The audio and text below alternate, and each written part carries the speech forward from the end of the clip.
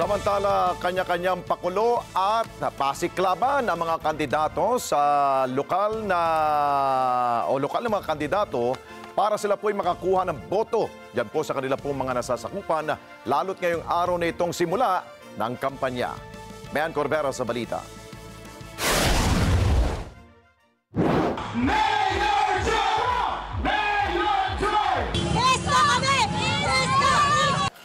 Opisyal nang nagsimula ang kampanya ng mga kandidato para sa lokal na posisyon sa midterm election sa Mayo. Sa Quezon City, nagsagawa ng maiksing programa ang SBP Party sa pangunguna ni incumbent at mayoralty candidate Joy Belmonte. Ito na ang ikatlo at huling termino ni Belmonte kasama ang kanyang vice mayoralty candidate na si Vice Mayor Gian Soto. 4 na kandidato ang makakalaban ni Belmonte para sa pagka-alkalde sa Quezon City, pero pagtiyak ng alkalde, walang mangyayaring siraan sa kanilang kampanya at hindi nila papatulan ang mga fake news.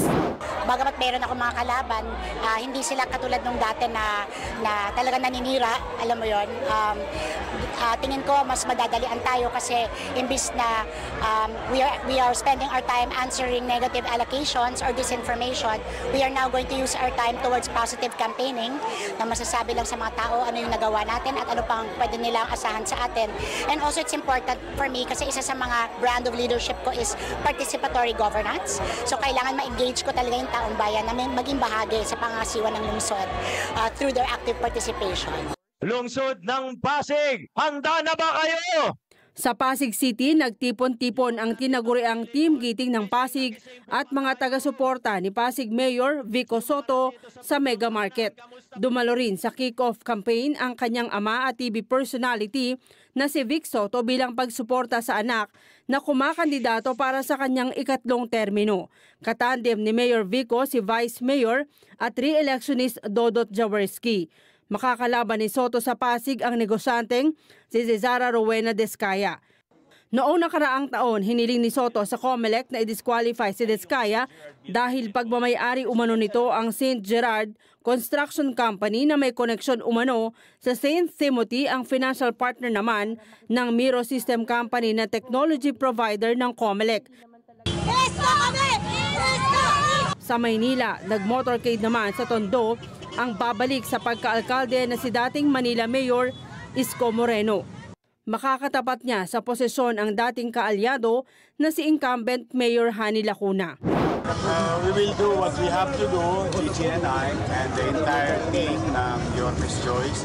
But sa mga lolo't lola ko, mga senior citizens sa Luzon, mga nanay-tatay, maraming salamat sa matatag na suporta ninyo simula nung tayo'y nag-file ng candidacy noong October 8 at hanggang ngayon ay pinagpapasalamat ko at sana samahan niyo po kami hanggang sa dulo. Bukod kina Moreno at Lacuna, 9 na iba pang tumatakbo sa pagkaalkalde sa Maynila, kabilang na ang negosyanteng si Sam Berzosa. Sa Las Piñas, itinaas si Senador Cynthia Villar ang kamay ng kandidato sa pagkaalkalde na si Carlo Aguilar at kandidato sa pagka-vice-alkalde na si Louis Bustamante. Ang senador naman nagagraduate na sa Senado, kakandidatong kongresista ng Las Piñas, kapalit ng anak na si Las Piñas Congresswoman Camille Villar na kumakandidato ngayon sa pagka-senador. Sa buong Metro Manila, 11 sa mga kumakandidatong alkalde nakaupo sa pwesto.